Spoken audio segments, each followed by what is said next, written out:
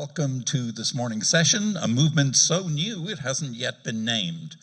Steve DeAngelo is a globally recognized cannabis thought leader and speaker who is dubbed the father of legal cannabis industry by Mayor of San Francisco and Speaker of the California Assembly, Willie Brown. As a lifelong activist, author, educator, and entrepreneur, Steve has spent almost 5 decades on the front lines of the cannabis freedom movement.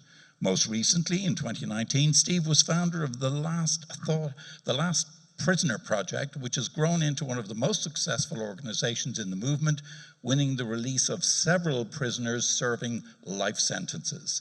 Steve is the author of the Cannabis Manifesto and originator of the wellness theory of understanding cannabis. His mission is to bring the cannabis plant and cannabis freedom to every nation and every person on the planet. At the age of 13, John Lewis found himself at 315 pounds, but through hard work and dedication, he lost weight and excelled in football and basketball. He continued his streak of athletic excellence throughout his high school and college years with a full-ride scholarship to Harris Stowe State College.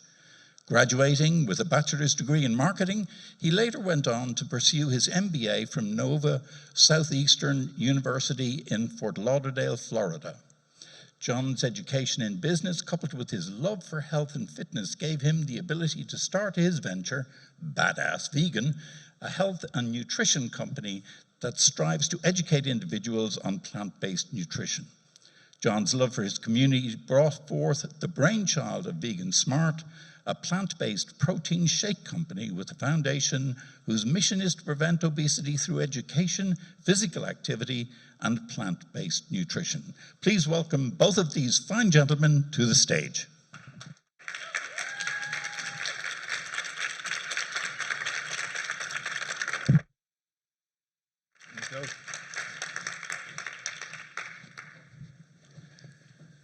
Well, good morning, friends, and thanks so much for joining us here. We're going to unroll something that's like so fresh that we haven't even been able to name it yet.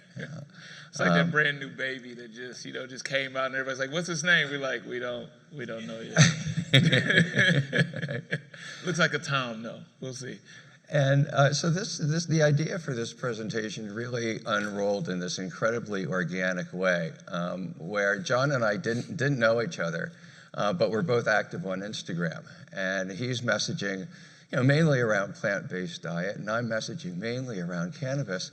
But we started noticing things about each other's messaging that resonated. So we started liking each other's messages, started commenting on each other's messages, and sort of exploring this intersection first of plant-based diet and cannabis freedom, and where do they come together. But then the conversation expanded into thinking about things like ethical fashion, about hemp-based industry, about holistic healthcare, about the psychedelic renaissance and plant-based spirituality. And we see threads weaving between all of these things. We're not exactly sure how they weave and where they go, but we see these threads. And so that's what we're here to talk to you about today. Yeah, and it happened organically. Like everybody say, "Oh, how'd you guys meet?" We literally met on Instagram, and so I would like his post, he would like mine, and I started seeing like the message was the same, and then it just kind of weaved its way together, and like we would always meet each other in different cities. I'd come to New York, he would just be leaving New York, LA, whatever. We always traveled, and then when this opportunity came about for South by Southwest, we're like, what if we looked at the intersection of it and looked at like how a plant-based diet and this other plant is intersected. Like I always tell people, and I told Steve it, I said, it's so funny to me that people will smoke weed and believe in the power of that plant, but they think veganism is a hoax. It's like, if you believe in the power of plants, then it goes across the board. It doesn't just stop at marijuana. That's not it. So that's how we got here. So John, why don't you talk about your pathway to a plant-based diet and cannabis, how that intersected for you in your life? Yeah, so as we talked about in the intro, I was 315 pounds as a freshman in high school. Wasn't 6'6" at the time, so it was a little bit more noticeable. And I got more active as I grew up, but I wasn't vegan yet. So when I ended up going to grad school down in Fort Lauderdale, Florida, at the University of Nova Southeastern, I started noticing I was having a couple of complications with my stomach. And coming from Ferguson, Missouri, where I was raised, going to South Florida, I wasn't ready for all of the different cultures of food. All I had was fast food coming from St. Louis. When I got down there, it was Haitian food, Dominican food, Cuban food, you name it. And my stomach basically was like, hold on, bro. We're not ready for this. And so I went to the doctor at the university, and it was an Indian fella, and I'd never forget, he was like, do you eat a lot of meat? And of course, as a human, we lie. So I was like, no, I don't eat a lot of meat. Now, granted, I had it on everything that I had. And he was like, I want you to try not eating meat for 30 days. I'm like, man, do you see how big I am? Like, I need my meat, it's no way. And that was October 15th. I'll never forget the dates, because that was October 15th, 2004. I had a good friend of mine, frat brother, who passed away from sickle cell Halloween day. And that day, I was like, you know what, as an ode to him, to myself, I'm gonna do this whole vegetarian thing. And when I tell you, I was actually upset it worked, because I was the biggest Philly cheesesteak fan in the world. And in 2 weeks, when I tell you all the gut issues gone, and I wasn't even vegan yet, but I started noticing that they had just disappeared. And fast forward a year later, I was in my grad school program. I was in the last week of getting my master's, and my phone kept blowing up. And it was my brother calling me to tell me that my mom was sick. And so we didn't know what was going on. Come to find out, it was colon cancer. And so when I asked the doctors, like, how'd this happen? What's going on? They were like, too much animal food, fried fatty foods. I'm like, wait a minute, this isn't hereditary? And the doctor was like, no, this is a lifestyle choice. And that was a big light bulb to me. And I started doing more research. I didn't go vegan immediately, but the more research I just saw everything from cancer to diabetes, heart disease, heart attack, stroke. Like, all these things were related to this animal protein. I'm like, wait a minute, we grew up as, you gotta eat this meat or you're gonna get sick and die. And I'm like, wait a minute, vegans aren't filling up the hospitals. No matter where you go in the world, you can go to a third world country or the first, it doesn't matter. So that was a big thing, and I switched, and how I got into the cannabis realm was I basically had so many injuries playing sports. I've got surgery on both knees, surgery on both feet. I got a plate in this wrist. I crushed my skull inside of my mouth on an accident and had to get like 85 stitches. So I have pain that I deal with all the time. And like I told you, like, playing college sports and semi-pro sports, we're always threatened with hey, they're gonna test you for drugs. And they never tested me once. And then I got into it, and it just changed my life once again. So how did your path lead down this way for you? So my path was a lot longer than John's path, right? I'm only.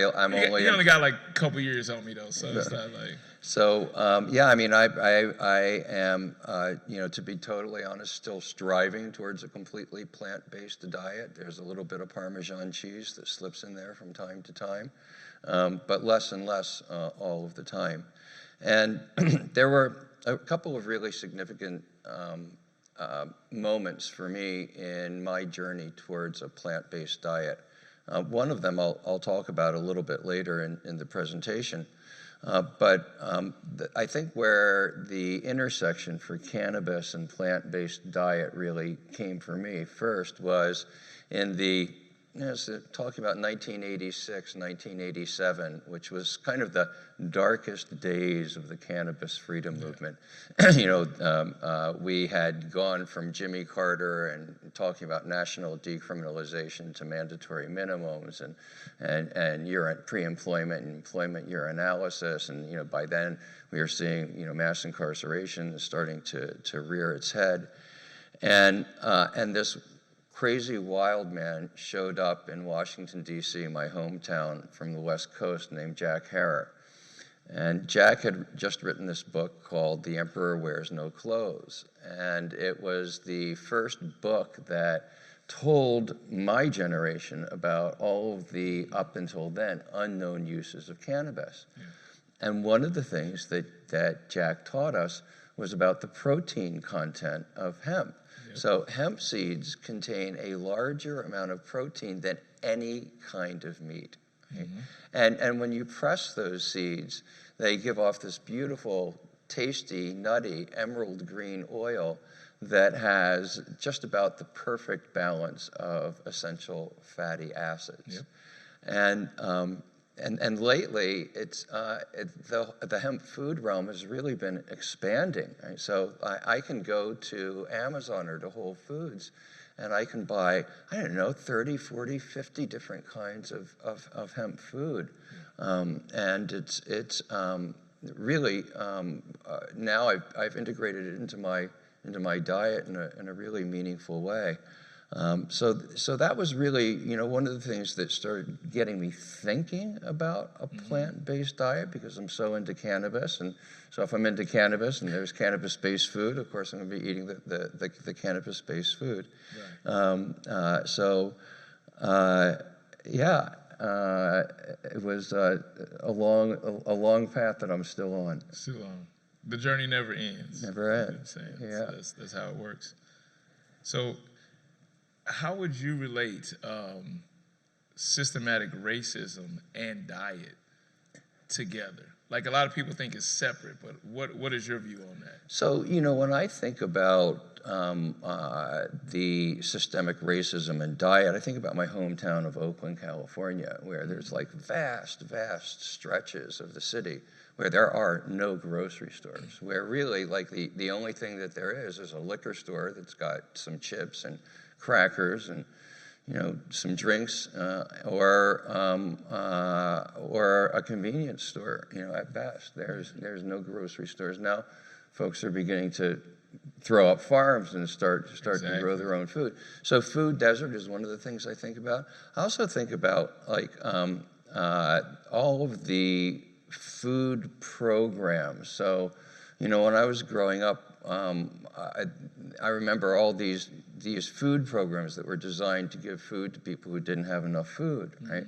And so in my mind then, this was like some kind of very well-intentioned thing. It wasn't until years and years later that I found out that actually the food that was being provided to low-income folks was agricultural surpluses that had been accumulated because of subsidies to people who were doing animal-based agriculture like milk. And when we were thinking about researching this presentation, I wasn't able to go back and find all the US stuff, but I did find out that in the Netherlands, they had this whole program right around the same time I was growing up, where you would be encouraged, if you drank 3 glasses of milk per day, you would get a special badge that you could put on your school uniform, and that got you discounts on candy. It got you into the movie theater for half price. It got you like all of these really great things for a kid. They were looking out for the kids.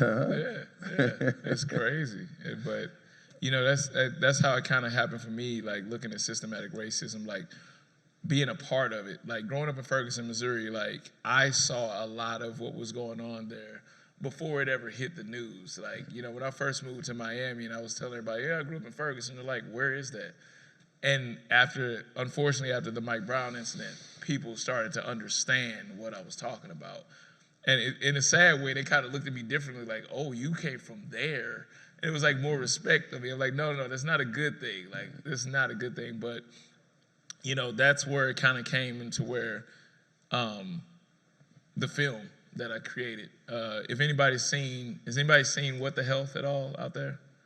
Couple hands. So if you've seen that, I co-directed and co-produced the follow-up film with Keegan, who actually made What the Health. And it's based off of social justice and food justice through the lens of hip hop. Been very fortunate. We got Chris Paul and Billie Eilish as executive producers. And we also happy to announce that Chris Paul's production team, which is called ODIP Productions, the film will be under there now, so it'll be a better conversation going into these larger networks to talk to them. And if anybody wants to see it, I do have a trailer for you all. Anybody want to see it? Okay. I think we're ready.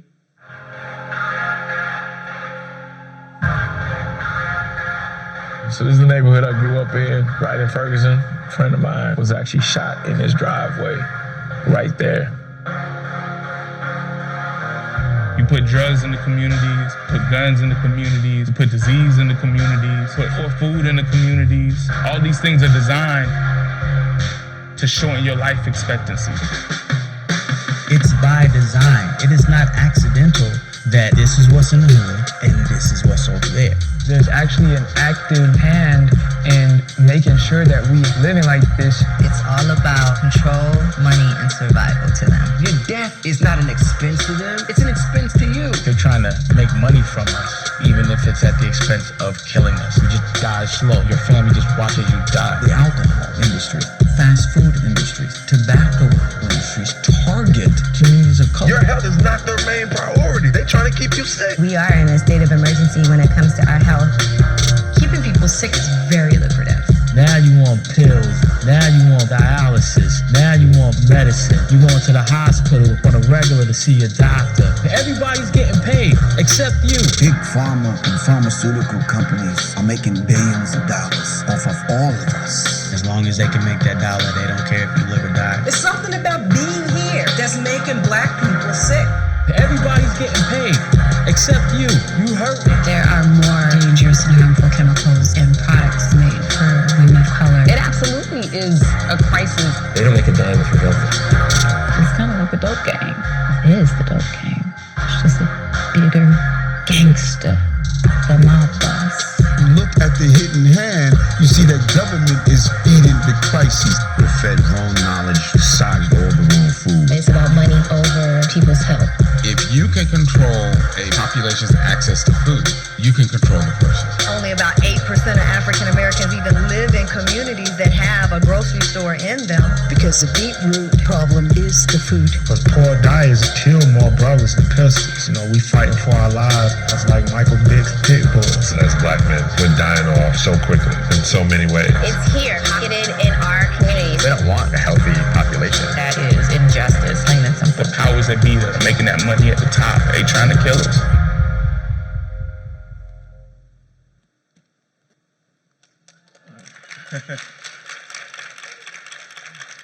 Thank you. So that's been a 5-year project. We're still working on getting it to the larger distribution right now. I've had people like, well, why don't you give it away for free? And we're like, well, you know, we actually, we had to borrow $1 million to make the film, so I gotta pay those people back. I would love to just give it out for free. If anybody wants to just give us $1 million to give to them, it'll be out there. But you know, we talk to large networks. I won't say any networks because we might go back to them, but it's such a controversial film. Like, I'm on the Zoom call with a director of the president of a network, a large network, and they're going through this whole spiel of like, this film is so important, and we have an initiative. We want to help heal the black community, and we want to bring this film on. But one thing, we got to cut out 30 minutes of the film. Me and my co-director like look at each other through the Zoom window like, why would they cut out 30 minutes if they really love the film? And they go, yeah, because your film goes directly after our main advertisers. So I'm like, wait a minute, you just said you want to heal the community, and this is integral as a part of that. And so that's what you're dealing with when you like try to give out the truth, and it's just a delayed process. Like, I'm still working on it. Don't worry, it's coming. But if you all know anybody, let me know. Yeah, you know, when I look at that trailer, what really strikes me is just, again, all the intersectionality, right? Where we're talking about diet, we're talking about food deserts, we're talking about healthcare, we're talking about pharmaceuticals, the way that all of these things are linking together into an ecosystem. Yeah. And you know, systemic racism is something that I really came to get a more granular understanding of through my work with cannabis, right? And taking a look at the disparate enforcement rates against white people and black people. In fact, the black people are 4 times more likely to be arrested in the first place on cannabis charges. Once arrested, are more likely to be convicted. Once convicted, are punished more severely. Once imprisoned, are more likely to serve longer sentences, and once released, are more likely to be returned to prison. And so in my work, through the Last Prisoner Project, through a variety of different cannabis freedom movements, you came to see this systemic interlocking, which it really has helped me recognize that all that intersectionality in your film.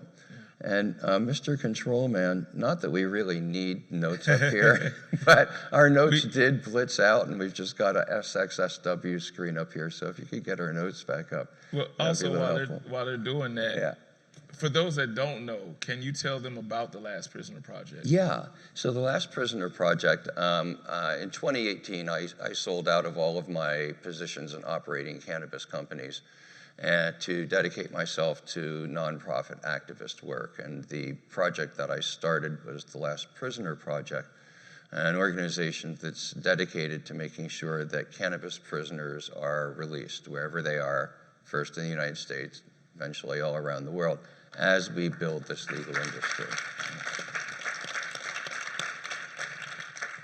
And the basic, bottom line, basic proposition is that, it is not acceptable for some people to be building intergenerational wealth and not have to worry about any kind of legal threat whatsoever, while we still have, in this country alone, 40,000 people still in prison.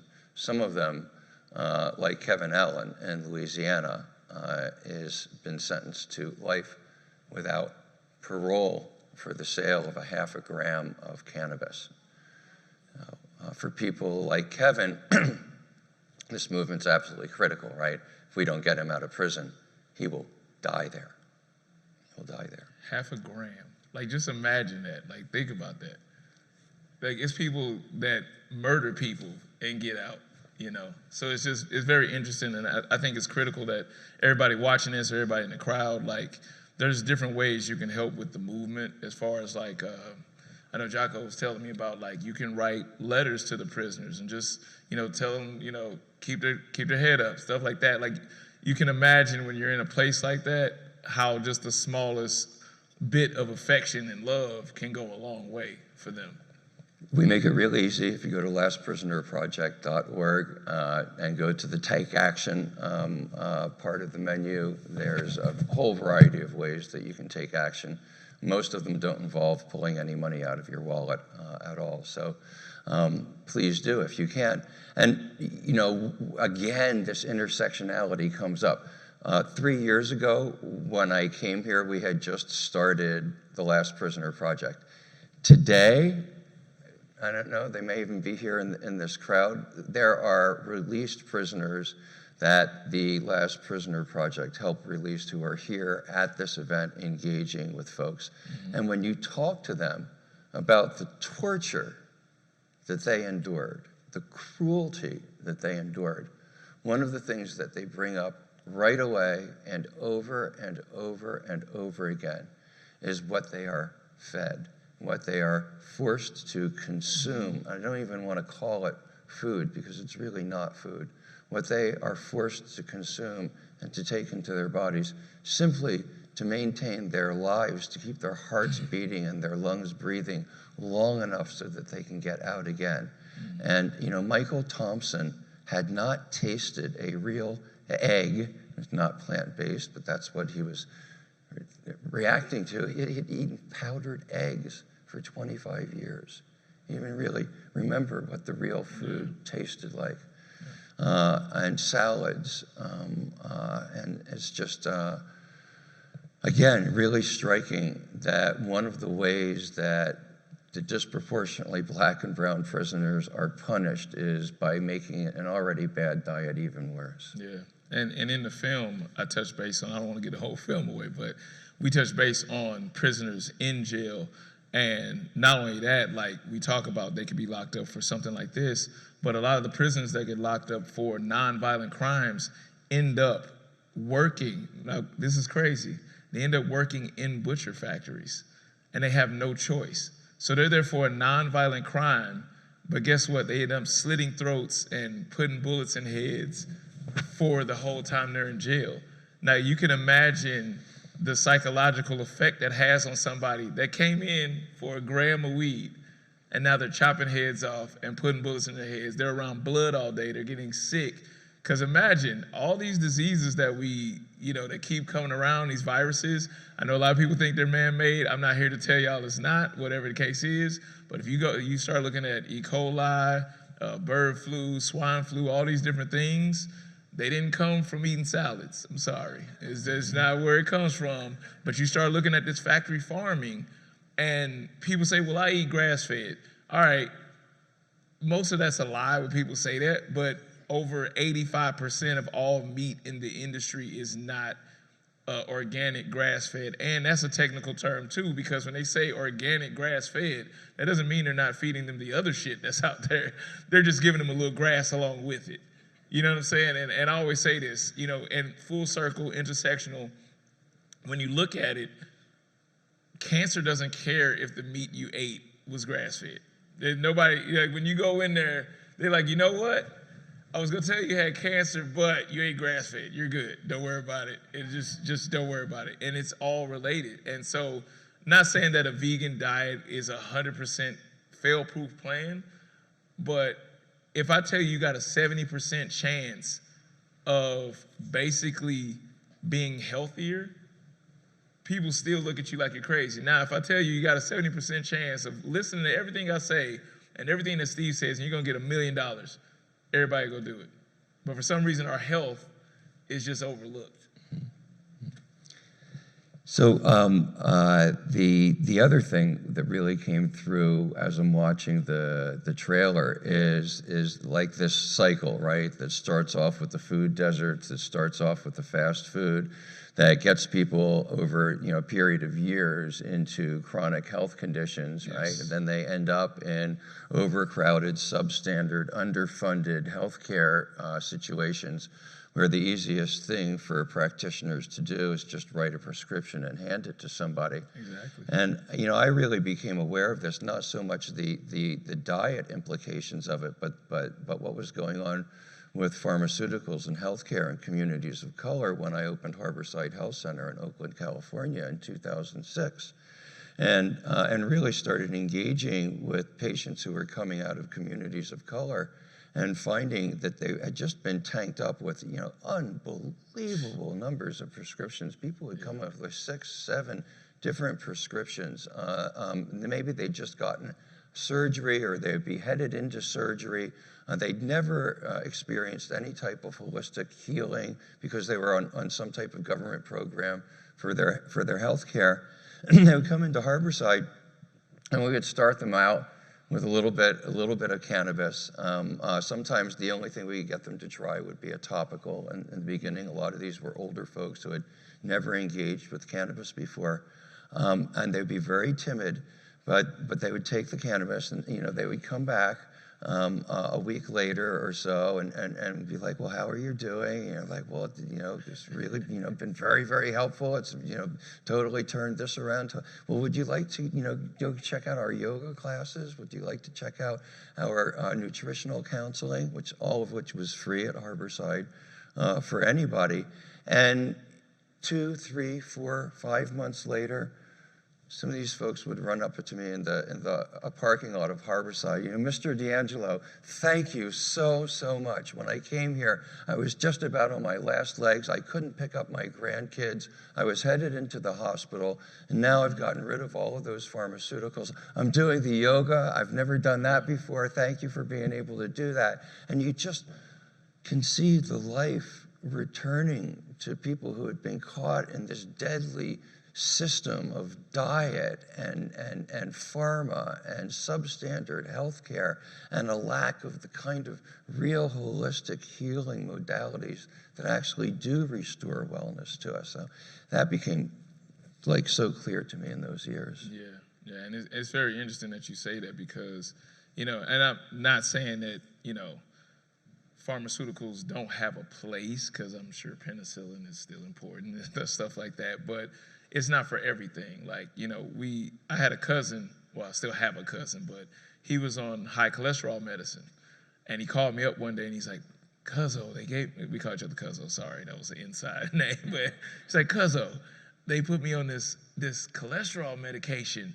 And I'm like, oh, okay. And I'm like, all right, well, did he, you know, something just told me, like, ask him questions. I was like, did he tell you why? He's like, well, I got high cholesterol. I was like, no, genius. Like, how did you get it? Did he explain to you how did you get it? He's like, no. I'm like, well, do you know how you get high cholesterol? He's like, too many carbs or something? I'm like, he's gonna see this and he's gonna be mad, but I'm putting him out there. And I'm like, no, man, like high cholesterol comes from ingesting too much cholesterol. I was like, you know, if you stop ingesting the cholesterol, Big Bang Theory here, like maybe you might be able to stop it. And he was like, are you sure? And I'm like, I'm not a doctor and I'm not gonna say that this is 100%, but I'm pretty sure if you do that. So long story short, he did that. And 30 days, I told him, when you go back for your checkup, don't tell him that you stopped eating meat. Like, don't tell him that, just let him think. And he goes, the doctor was like, man, this medication must be working, man. You are doing amazing. And I was like, don't tell him anything. Just let him believe that you're good, you know? But that goes along with another thing we touched in the movie. A lot of people don't realize this, is that it is intersectional on the other side, because if you really look at it, you have the insurance companies that charge you a higher premium when you get sick, right? And usually you get sick from probably eating a lot of fast food, things like that. Well, when we did our research, we found out that these insurance companies have over $1.9 billion invested into the fast food industry. So now when you get sick from eating the fast food, they charge you a higher premium, but they're getting paid off of you eating the fast food too. So we don't think about that. And people are like, well, what do you expect me to do? I'm like, I expect you to live.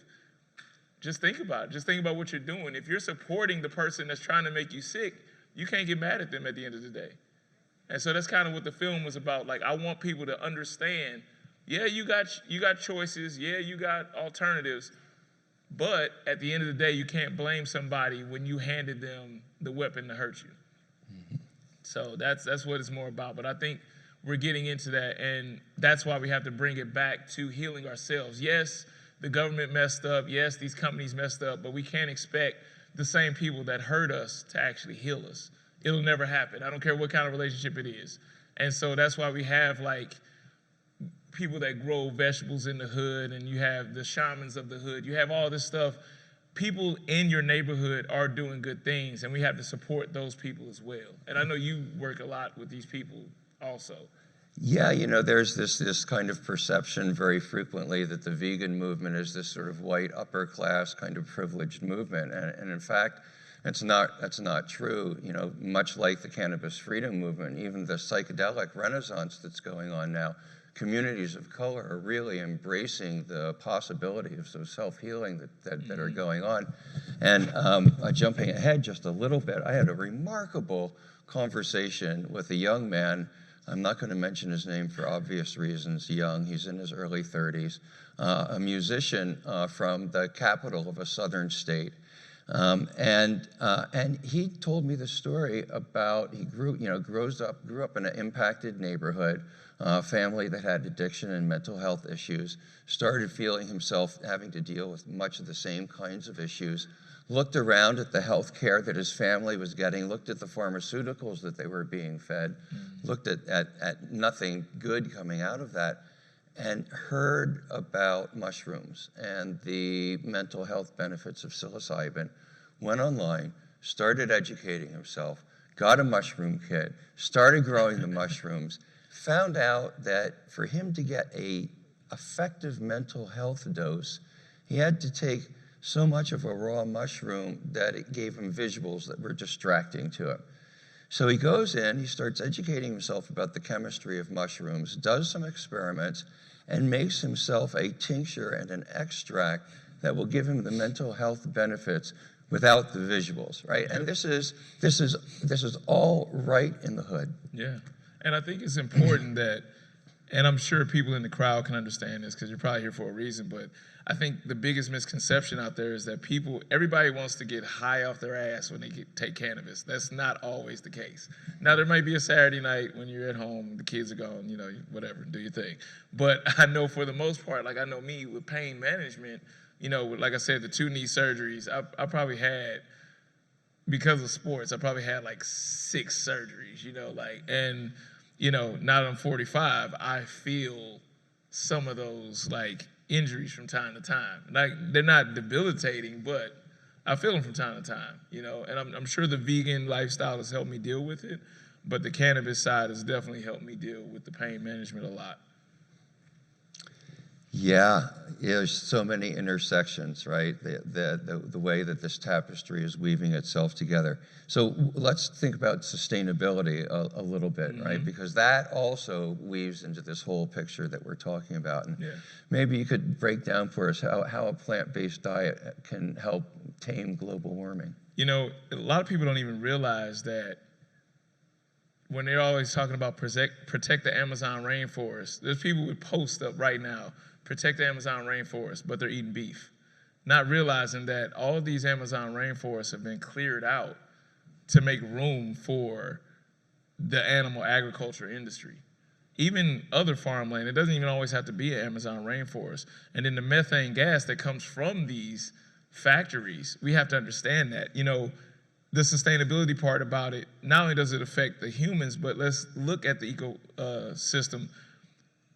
During the film, we went to a hog farm in North Carolina, and crazy, but he invited us in with cameras. I don't understand. To this day, all I know is we backed into the farm so that we could just leave in case it got hot.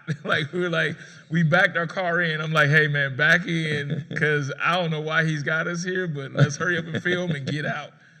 And so this is something, I'll let the crowd have a ponder on this real fast. So he has 3 lagoons on the farm.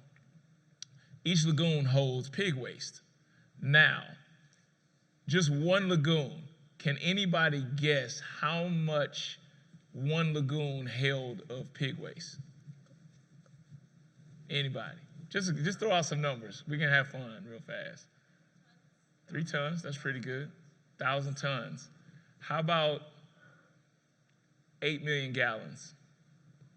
And so what happens when you have that many gallons of pig waste? Nobody's buying it. So they have what they call spray fields. And so they spray these fields with the hog waste. But all it takes is a breeze from a snap or a butterfly flap, and now that's being spread throughout the community. So now it's tainting their water, it's tainting their air, it's tainting everything. In fact, we had John Hopkins run tests on houses that were in the surrounding communities, and I'm sure you can guess who lives in these surrounding communities. So when we had these tests done, all of the swabs came back. We did the kitchen tables, the toys, the walls, all this, all came back with hog fecal matter. So they're breathing it in, they're eating it. So like when people say, but bacon, I'm like, yeah, but it's a bigger circle than just animal rights. You're supporting that as well.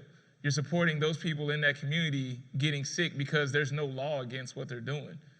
And so, there's even a part in the film where we interview at the end, we're interviewing the hog farmer, and not to give away the movie again, but he goes, he said 2 things that just stuck in our head. And I got it it's in the film. He goes, I was at a deposition one time, and I told the judge, he said, I don't know why we're here having this deposition. He said, it's not illegal to be unethical. And if you think about it, he's not lying. It's not illegal to be unethical. It has nothing to do with that. So he said, I had no problem with that. And then he goes on and he laughs after this when he goes, I used to kill people because this used to be a tobacco plant. So I used to kill people with, carcinogenics and this and that. He said, now I kill people, because I feed them hogs all day. And then he gives out this laugh, like it's nothing. And people support that. So even if you don't want to go vegan for yourself, if you claim to be, oh, we're all one and this and that, think about that side of it too. And the sustainability part is, that's killing the earth. That's killing the fish in that ecosystem. All of that. So we have to really think about that. And you can go into clothing, you can go into, like my shameless plug, sorry, I have a clothing brand by the name of Peace on Mars. And we're actually looking to move towards hemp by the end of the year. Everything hemp, the hats, the shirts, underwear, everything. We're looking to do it all. But I think we just all have to look at the sustainability part about what we're doing. Yeah, I mean, it's again, this, you know, this the systemic nature of the thing, right? The animals die and they suffer, and then out of that dying and suffering, we have communities of color that are devastated with all sorts of pollution, all sorts of environmental degradation, and consequent health issues, right? It's this intersectionality keeps on weaving itself in and out. So hemp is also a really powerful way, cannabis, to reduce global warming, and the intersection happens here again. So hemp, the basic deal with hemp is that for every hectare of hemp that you harvest, you sequester 20 tons of atmospheric carbon. And depending on what product you make, like hempcrete, for example, if you make hempcrete, it will sequester carbon over the length of its entire lifetime, which could be like 100 years for a hempcrete house, maybe 200 years for a hempcrete house. And you can make anything out of hemp that you can make out of cotton or petroleum or trees. And so, you know, we're talking about food and fiber and textiles and plastics and paper and fuel, and just about everything that we need can be made from hemp. We could transition our global petro-economy to a hemp-based economy, and if we did that, we could stop global warming. There's one problem, right? One problem. Right now, there's not enough land available on planet Earth to plant that much hemp because of the amount of land that's being used for animal-based agriculture, right? Yeah. So, you know, the way that I break that down is if you want to smoke weed, you got to eat plants. There you go. It's not that hard. So now, you know, before some time ago, several months ago, before I had an opportunity to think through all of these different intersections, I made up a little film about what a world that fully embraced hemp would look like, and we're going to take a look at that one now. Let's do it.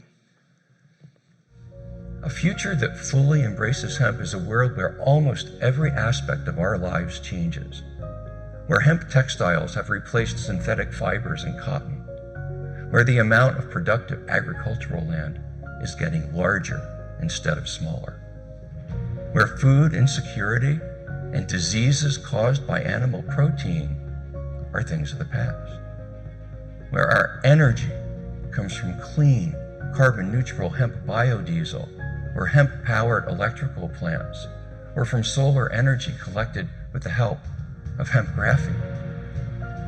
It's a world where agriculture is cleaning the soil and the air instead of poisoning it, where climate change is slowing instead of speeding up, where these massive accumulations of plastic in our oceans are disappearing instead of growing. It's a world that will make a long overdue epochal change in human thought and behavior, from the dying gasps of a primitive extractive petrochemical economy to a new life-affirming economy that works thoughtfully with Mother Nature instead of trying to dominate her. This is one of our possible futures. The apocalypse is not inevitable, not unless we let it become so. The skies do not have to turn red. The storms do not have to worsen, and the plagues do not have to consume us. Despite all of the destruction that's been done to our planet and to our bodies and our souls, the bright and beautiful future is still possible. And hemp is one of the best ways to get us there. The decision is in our hands. Let's make sure that all of us, all of the generations alive today, meet this test of history and perform our most sacred duty to leave an inhabitable planet to our descendants and to all of Mother Earth's children. So there has never been a time when the adoption of hemp as a raw material has been more urgent. I promise you that if you take me up on it, if you join this mission, that one day you will look at your acts of service as the most precious reward you've ever received in your life.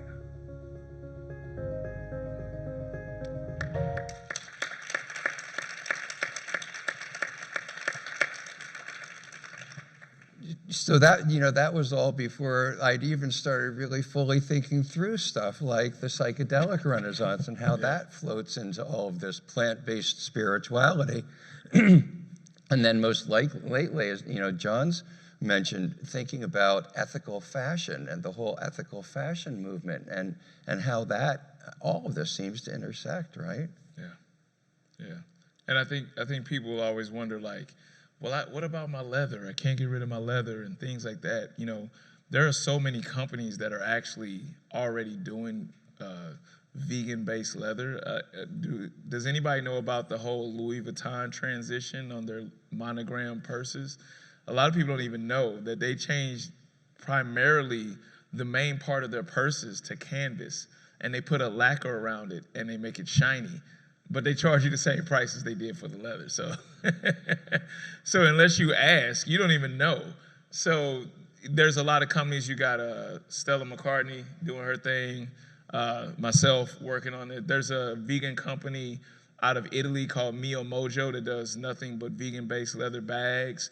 And they also do, they take recycled fish nets from the sea and make them into bags. I have quite a few of them, and great quality too. I think a lot of people think when you get to vegan leather or vegan products, it's just not gonna be sustainable and it's gonna crack and all that, but that's not the case at all. So we've got a few questions coming up, but before we get to your questions, really just sort of want to paint this picture, right? It seems like we're headed into this plant-based world where there's a shift in what we're thinking about, where, at least the world that I was brought up in, meat and eating meat, carnism, what we call carnism now, was normal. Drinking alcohol was the normal default thing. That was what you did. Weed was dangerous and unhealthy, right? Pharmaceuticals were, that was medicine. That was really the only medicine that existed then. And nobody ever thought twice about filling up their car with gasoline or the exhaust that was coming. That was the world, the normal world that I grew up in. And now, like, we may be headed into this other world, right? People are way more conscious these days. Just like you said, like, a lot of people forget that doctors used to prescribe cigarettes for weight loss. How's that working? Like right now, today, like, you know what I'm saying? The different effects. And I think sometimes people get so stuck in tradition and norms that they forget what's actually right. And we got to get rid of tradition and norms sometimes and just go, well, that's wrong, but I'm going to keep doing it because my mom would be mad at me if I don't eat this meat, or I'll lose some friends if I actually look at my own health. If that's the case, those weren't your friends in the first place. Sometimes we have to look at the bigger picture. Change can be demanding and sometimes it can be uncomfortable. But the really good news that we've discovered as we've been talking about this, right, is that just imagine that with some simple personal choices that we make, right, that if we all decided, all of us who care about cannabis, consume cannabis, care about animals, if all of us decided to adopt a plant-based diet tomorrow, right? If all of us, when we went to the grocery store, if we went to the clothing store, if we went to the gas pump, if we chose hemp-based or plant-based alternatives instead of the petro alternatives, right? If we just did those two things, eating plants and using hemp, theoretically, stopping global warming is something within our reach. We don't need an investor. We don't need a government. We don't need a plan. We don't need anybody to approve it. We just need to be change that we want to see. And we don't even have to make an announcement. You don't have to tell anybody you're doing it. If you feel embarrassed, you don't have to make a Facebook post, an Instagram post. You just start doing what you know is right.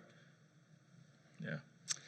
So we'll get to a few of your questions now, and if we get through all of that, then maybe we'll talk about what we're going to call this new movement. We don't even know what it is yet. What can we do to make a difference? I think, just understanding that everybody is powerful and the biggest vote that you have is your actual dollar. What you spend money on, they keep track of all of that.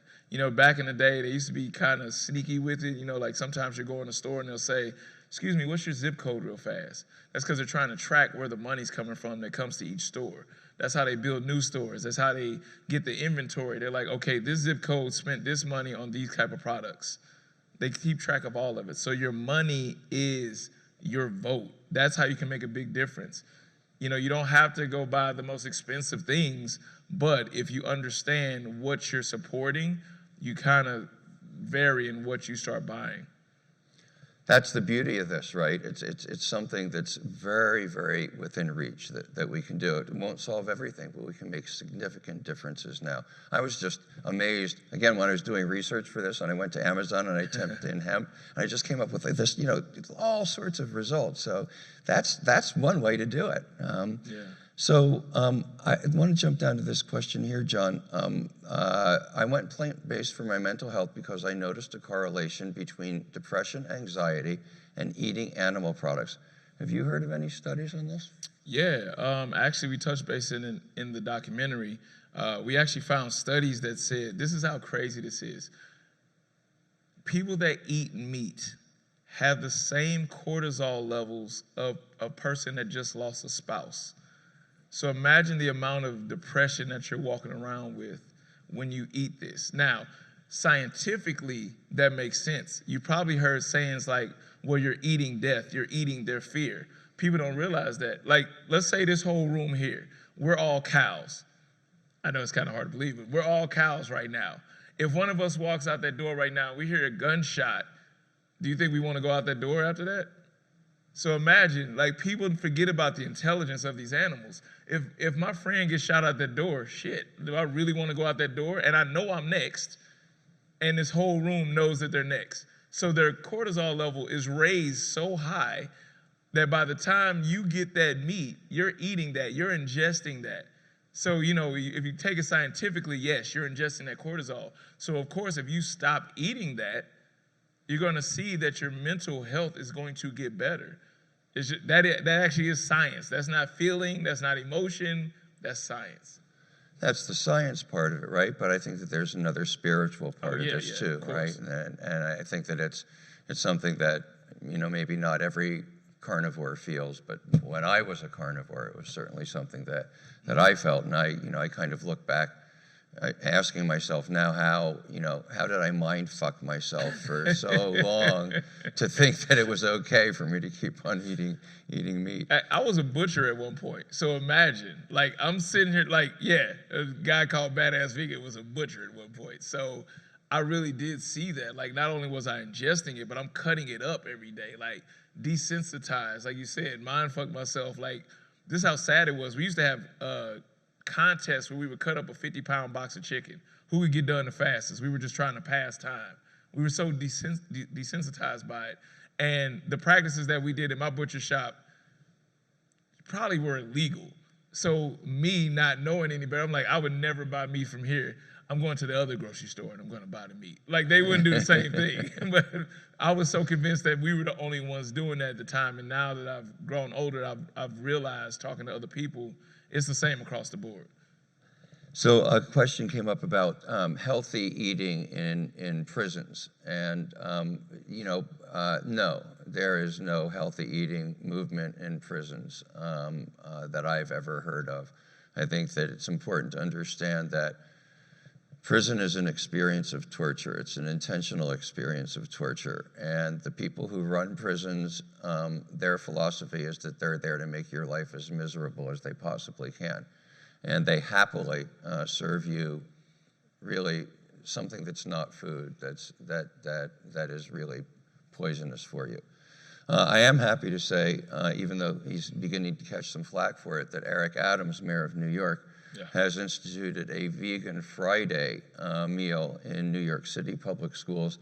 It looks like there may be some issues with the quality of that Vegan Friday food, but you know, one thing that we've all learned about vegan food is it's like everything else that you start doing the first time, right? The first time you do something, probably you're not the best at it, but you do it for a little while, you practice it, you take it seriously, you get better at it, and soon it just becomes like smooth, like muscle memory, graceful.